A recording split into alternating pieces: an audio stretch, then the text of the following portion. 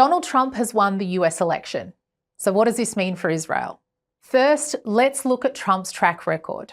During his previous term as US president, he moved the US embassy to Jerusalem, recognizing it as Israel's capital.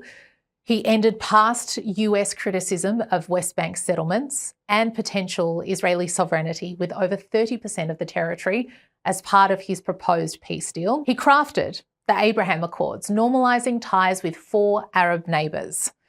And fourth, he exited the Iran deal, halting UNRWA payments, and he withdrew from the UN Human Rights Council. This background suggests 2 possible paths for Israel's conflicts with Hamas in Gaza and Hezbollah in Lebanon. Trump recently stated with his victory, "I'm not going to start wars, I'm going to stop wars." Analysts speculate this could mean a decisive Israeli outcome to prevent a prolonged conflict, or Trump pressuring Israel and its adversaries to reach a deal. A Trump spokesperson, Elizabeth Pipko, later clarified that he seeks a decisive victory for Israel. Trump has also reaffirmed his support for Israel's fight against terrorism, saying, "You have to win, gotta finish it off." At the Republican National Convention, Trump warned, "We want our hostages back, or you'll be paying a very big price." Analysts debate whether this is mere rhetoric or represents a genuine commitment to action. There's also speculation Trump could end UNRWA funding permanently. It's a step aligned with recent congressional actions after the October 7 attacks.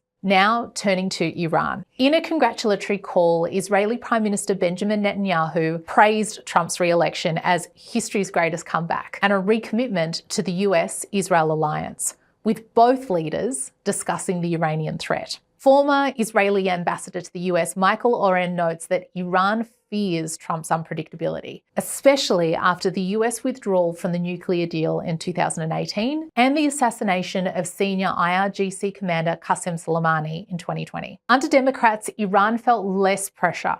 With Trump, they know there may be consequences. Analysts expect Trump could support Israeli military action against Iran, including possible strikes on nuclear sites. With polls showing 80% of Republicans believing the Biden administration hasn't supported Israel enough, Trump may feel emboldened to take a stronger stance, especially with Biden's recent authorization of B-52 bombers to the Middle East Command as a possible deterrent. However, Trump is known to value loyalty and hold grudges. His relationship to Israel could be complicated by his past rift with Netanyahu, who angered him by congratulating Biden in 2020, and by the 70 to 80% of US Jewish voters who supported Democrats. The next 3 months could be critical. Oren warns that Iran might see this transition period as a chance to rapidly advance its nuclear program, assuming no immediate US response, which would pose a serious risk for Israel. Overall, polls show Israelis preferred Trump to Harris in this election,